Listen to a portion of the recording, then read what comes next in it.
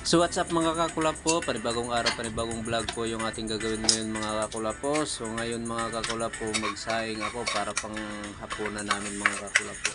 Kunin ko lang yung bahaw na nasa kaldero mga kakulapo. Tapos takalan ko na ng mga kakulapo, bigas. Ito nga pala yung lagayan ng bigas namin mga kakulapo. 2 cup lang yung aking sasayangin mga kakulapo. Pasensya na kayo sa aking kaldero mga kakulapo, hindi ko na nilinisan kasi hindi pa naman panis yung kanin mga kakulapo.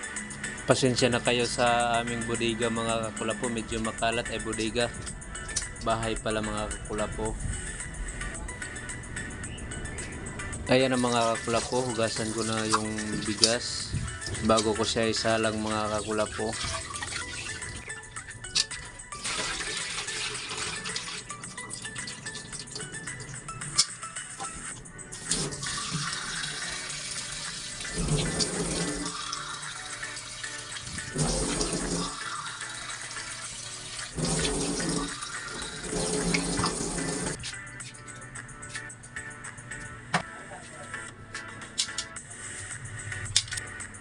Ayan ang mga kakulapo, aking isa lang na yung aking bigas para magiging kanin.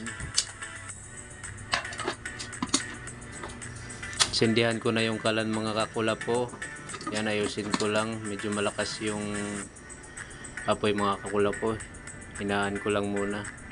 Ayan na nga mga kakulapo, so hintayin lang natin na kumulo. Ayan na nga mga kakulapo, kumulo na nga siya. So ngayon mga kakulapo, patayin ko lang para i-absorb niya yung tubig na nasa ilalim. At na-absorb na nga niya yung tubig mga kakulapo.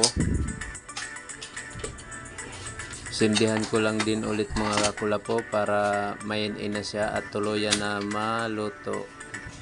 Hanggang dito na nga lang yung aking video mga kakulapo. Sana wag ninyong kalimutan mag-follow sa aking FB page Boy Kulapo at paki-subscribe na lang din sa aking YouTube channel Boy Kulapo Vlog. Maraming salamat mga kakulapo.